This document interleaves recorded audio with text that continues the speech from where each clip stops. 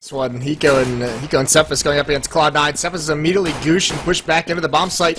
This gives Cloud9 so much control of brackets, and they're going to keep the train rolling. And the train rolls right into A. They don't know it, though.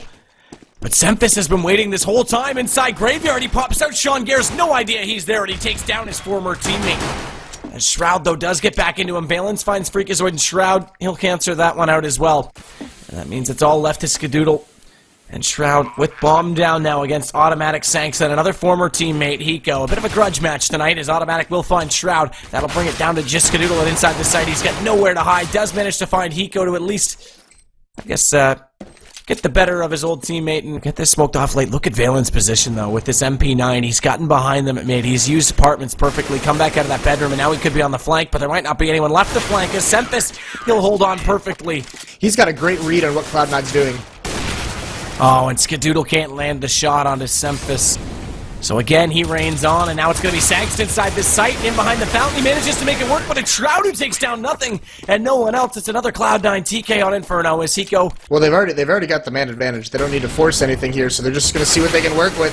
Cephas trying to equalize, but he gets punished by Skadoodle. Now it's Sanks' turn to peek. He could spray it on 2. They line up for him. He does grab Skadoodle, but now they're going to fall back in a 4-on-3, and that actually sends Automatic if you wanted to rotate over towards the B bomb site, but the hits at A. Sean Gares and Pit takes out Sanks, and not much left here to do for Hiko and Automatic.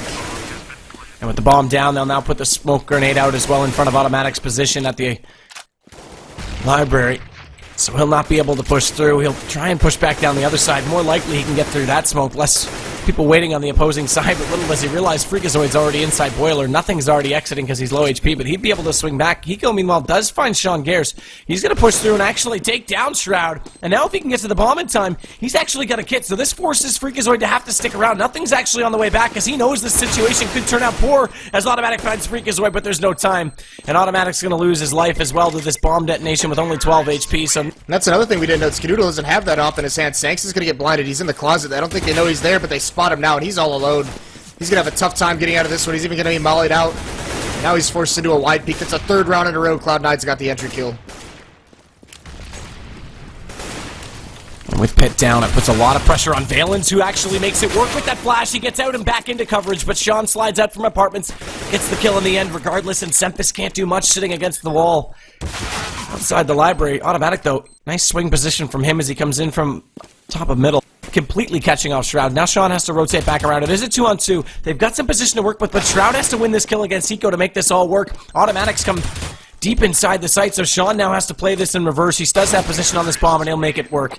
This might give Cloud9 a huge advantage on the way through against this force buy, as Valens only has the pistol as well, so it's only one gun on this A site. It's going to be Sanks, but he finds the first kill. He slides out, he finds 2, and the bomb as well. Nothing finally responding, but look where Cephas is. Perfectly positioned inside the arch, and nothing will go no further. He shall not pass as Valens takes down Skadoodle, so he doesn't even need a rifle.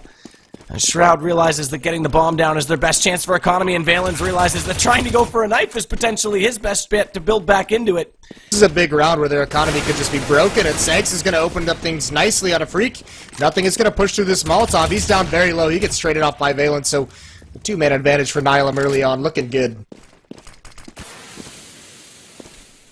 Yeah, this is great. This is looking immediately great because not only that, Cloud9 will be forced to save after this round. So it looks even better for the future as well, as Shroud does get Valens, but Sean catches Automatic. It's all about position right now, Moses. I can see that. Well, here's the thing. I mean, this plan is huge now because Sanks is so incredibly low. This has become a very, very winnable situation for Cloud9. This nade might do it. It is down to a 2-on-2 now. And Cephas wants this entry from connection, or excuse me, from construction, as he does have the CZ75 out. The problem is it's a perfect crossfire, but there's a little bit too much gap as Shroud doesn't cover off Sean Gares, and that means that Hiko can come around and get him. And that was not how that play was meant to transpire. That works out perfectly, but there's not enough time. There's not at all, and he realizes it. Throws away the guns. Attack this 3-player on B. They actually still have held A in both those cases, but now it's going to be the stack working in their favor. Freakazoid, though, he does his job. He finds the entry on Hiko, but not before Skadoodle went down. Nothing. Manages to turn back inside that smoke. He finds Automatic, and now Cloud9 do have the advantage, so maybe they need to run into the advantage site for Nihilum. As Cephas waits inside construction, he finds Freakazoid, but Sean Gares, perfect lurk play, finds Valens rotating out of pit late. Leaves Sanks, and Cephas now is the only one left as he comes in and desperately has to try and find Shroud as he peeks out of the right side. Does it? but now he's still got to deal with Sean Gares out in Banana, and has to bait him out with this plant defuse. Sean might be too wise for this. In fact, he's guessing it. How perfect is that? If he'd held it, he would have been in a perfect position, but Sean, too smart for that. No Semphis inside out and backwards. And he almost gives him the space to do it, but pops out perfectly timed, takes him down. They're not by Hiko. I think Hiko got back around the corner as he dropped into pit, but Hiko, I mean, they have to know he's here. It's just a matter of timing at this point, because they know he was inside the apartments. Nothing, though, completely obliterates Hiko. And that's opened everything for up. Automatic, exactly. It opens everything up. 24 seconds. He's got lots of time. Fortunately for Automatic, he's able to find an AK inside apartment, so he will have a gun to take this one-on-one. But nothing runs all the way to B, and that was a smart play on his part. Oh, yeah. This is construction plant, though, so this might telegraph where he's going to play. Actually, he's going to go right to quad. I mean, it's a little bit of a mind game, perhaps, because, yeah, you're right, Automatic might search for something over at construction, but there's no kit. I mean, Automatic, he's walking at this right now. He doesn't have the time for it. He's got to go, and he's got to find nothing, because nothing doesn't even need to peek. He doesn't even need to know the information. And I mean, the question is, why do you even walk at that point? Because it's going to be obvious that you're coming. It's more about when you get inside the site. Does put the smoke out. Nothing can't find it so far. Nothing can't find it so far. This is a full 10-second defuse, and Nothing thinks he's off it. Automatic is about to get a ninja, or is the knife going to get him? He does. Unfrigging believable that Automatic gets that lucky against a guy like Jordan Gilbert. Only one player for Cloud9. That's Sean. He's just watching. He could get ran over very easily if he's not careful. And they are going to come toward him, and he gets that smoke out late. They know exactly where he is. They come around the corner. He gets at least into oranges, too. Gives himself a chance to get a direct peek, but he would have had to hit the shot perfectly. He doesn't. Automatic catches him, and Hiko's going to wait on the lurk because he knows everyone's got to rotate out of A. They're all there. And he'll find two before Shroud answers. That means the bomb's already in position. So Nihilum look poised to pick up their second pistol round. Yeah, Hiko not expecting that third flanker that destroyed him. And actually, this is an interesting decision. Skadoodle, he's going to save his smoke, and he's going to save this kit. That's actually pretty clever. Same with Shroud. Saving that armor. Hasn't been tagged yet, so that'll be an easy upgrade. So, and it looks like they want to go through the smoke anyway. Sank's the first one in. He finds Sean Gares. Now he just has to turn his attention to Freakazoid, and he does that as well. All the tasks covered by Sanks right now. Semphis the only one to drop, but the bomb's going to get dropped. Automatic gets caught by Nothing, who pushes through the smoke.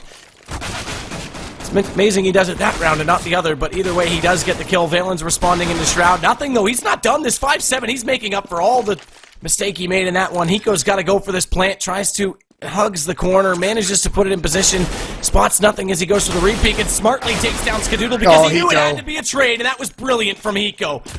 And Skadoodle's going to be playing right now inside the A side. He is on Arch, so he'd be the quick rotate. No surprise that's going to be his default. Sanks, though, again. This time it is against guns. He pops out and finds Sean easily. Freak responds into Automatic, and Sanks is low, so the advantage might favor them, but not if Valence hits Freak. He needs to be so careful not to get caught. He falls back 55 HP, and now he has to play passive with Skadoodle. So the kit's moved itself over to B. Nothing and Shroud remain on A, but Freak is what goes back out. It's a super aggressive double peek, but it pays off for Skadoodle. He makes up for it. And now they've got the man advantage. Meanwhile, Hiko lurking in apartments. No surprise there. He wants to take this fight against Shroud. A player he would have loved to have on his potential dream team. Now he has the lovely task of playing against him, and Skadoodle's not done. He finds Valence trying to wrap around from construction as they push through the CT connector. Shroud, look at this, ring around the Rosie. We saw him do that with Get Right to his potential advantage to Valence if anyone goes for a peek, but no one's looking like they're going to. Meanwhile, though, Nothing. He's going to hold apartments perfectly. And a great rotation from Shroud. Nothing's got them both, but even if he goes down, which he does now to Sanks, Shroud's already fallen off the front of the truck, puts Skadoodle in a secondary passive position, and they've covered that space, and now Skadoodle's going to catch off Valence, so they can't go for the wrap. And they've got this played off well right now in Cloud9's side. Skadoodle finds it, and there it is. There's Shroud. Well, Nothing's still searching for something. There's Skadoodle. He's going to play right inside the fountain. That's one way not to get lit on fire as he stays inside the water, and he'll make good of this position on 3 straight kills. Automatic.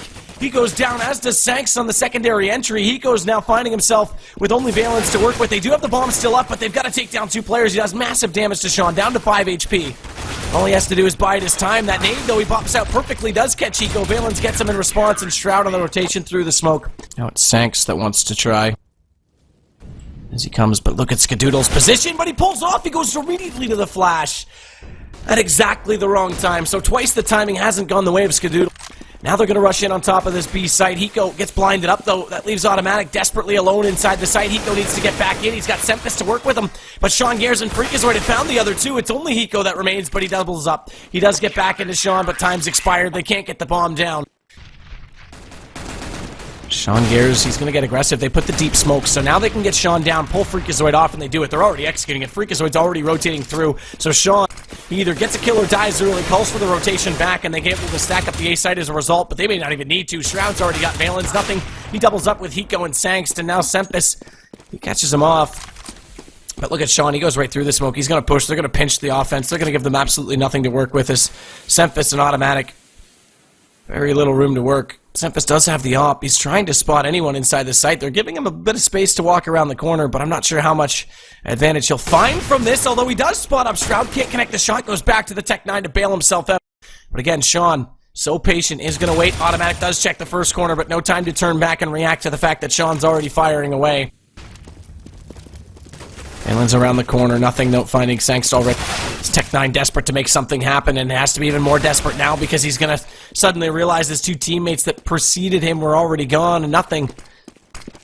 That M4 is looking sharp, and it's all left to Sempus. He does at least take down Sean, so he gets back, and actually he gets nothing, so revenge is a best cold. He does so in twice, and now it's going to come back to him as he picks up the bomb inside the arc. 15 Has to seconds. come back over. Yeah, that's the big thing. You're dead right. 15 seconds, 10, 11, and a 1-on-2 in the match point situation. Sempus, this would be heroic, and he does at least spot up where Shroud was playing, but he gets dropped just as quickly. And Cloud9 resume the lead of the so far division. 9-1 so far in the season. Great start from them.